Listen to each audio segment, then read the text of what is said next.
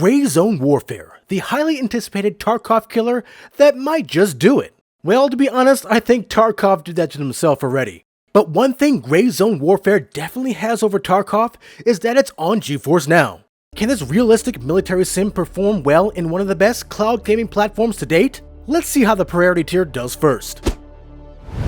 Now first things first, please be aware that Gray Zone Warfare is a mouse and keyboard game only. It probably doesn't even show up for mobile users. This game is in early access and I currently don't know when they'll have controller support. And speaking of early access, for those who know anything about the launch of this game, the performance was one of the biggest issues.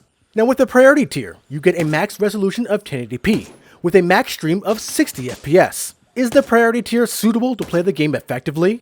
There are two configurations you'll get with the priority tier, the RTX 2080 and the 3060 configuration respectively. Hit Ctrl N to get this network panel.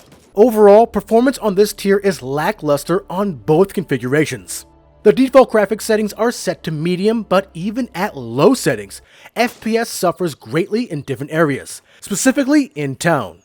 Now one thing I have noticed is that the 3060 configuration runs the game better than the 2080 configuration, but it could be just a bad build of the game. Hello, early access. Overall, I really don't recommend playing the game on the priority tier. Not just yet anyways. But do what you have to do. We might revisit this down the road after performance updates. Update! I just noticed this after I made this video.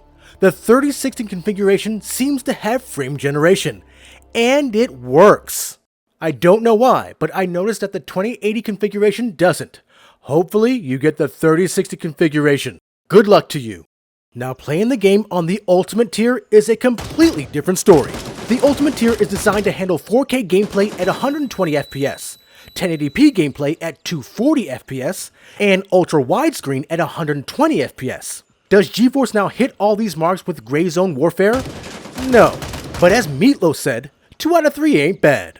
GeForce Now can hit 120 FPS at 4K and ultra widescreen resolutions. 240 FPS just isn't supported. This really isn't a huge factor because I've never hit over 200 FPS to begin with, even at 1080p. Now GeForce Now put me at medium settings on default, which is smart. The game looks great even on medium settings. Now the game is brand new and as I mentioned, plenty of people are complaining about performance. But I'm happy to say that I have never crashed or had an FPS lower than 60 the entire time at 4K with the settings right here. Medium preset. Turn on DLSS to auto, and this includes turning on frame generation. Frame gen is the key right here. Use the same settings for ultra wide. Now when I tell you this is the best and cheapest way to play the game, especially when so many others are having problems outside of the cloud, no lies are being told, but there are a few caveats. Because this game is so detailed, there's plenty of video compression. Remember, GeForce Now streams the game to you in a video format. Because the foliage in the scenery is so detailed, rendering the video even on the highest bitrate will produce noticeable video compression. But honestly, it's not that big of a deal for me. I can live with it, just as long as I can engage my target, which I have no problem doing. Now here's the other problem. I don't hit a constant 120 FPS. I've hit dips in the 70s and 80s, especially in town. But I would say that the average FPS I got was about 100 at 4K. I'm not complaining.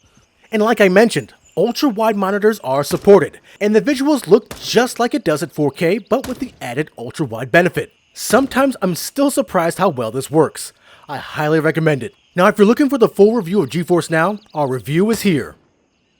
So if you like this overview of Gray Zone Warfare on the priority and ultimate tiers of GeForce Now, give us a like. Also, make sure to join as a member of the channel or join our Patreon and our Discord in the links below. And above all else, make sure to subscribe to keep it locked right here at the only place where you can do battle in gaming heaven, Cloud Gaming Battle.